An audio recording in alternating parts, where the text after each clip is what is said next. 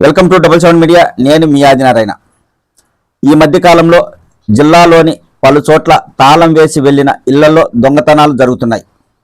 ఈ నేపథ్యంలో కడప జిల్లా ఒంటిమిట్ట మండలం పోలీసులు యాక్టివ్ అయ్యారు.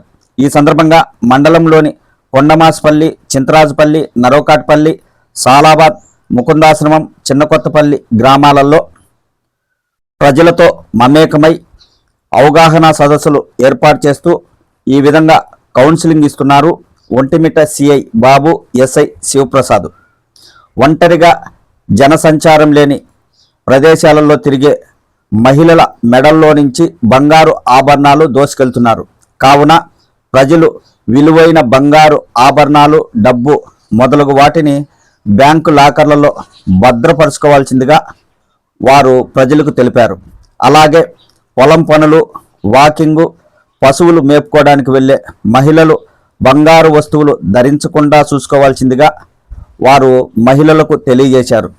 ఒకవేళ ధరించాల్సి వస్తే అవి బయటకు కనపడే విధంగా ఉండకుండా తగు జాగ్రత్తలు తీసుకోవాల్సిందిగా మహిళలను కోరారు.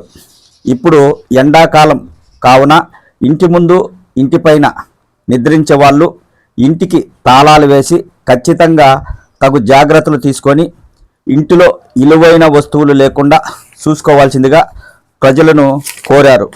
ఎవరైనా కొత్త వ్యక్తుల యొక్క సంచారం మీ గ్రామాలలో గమనించినట్లయితే వాళ్ళు వెంటనే ఒంటిమిట్ట ఎస్ఐ 9121100582 నంబర్కు లేదా ఒంటిమిట్ట సిఐ 9121100581 నెంబర్లకు ఫోన్ చేసి తెలపాల్సిందిగా కోరారు.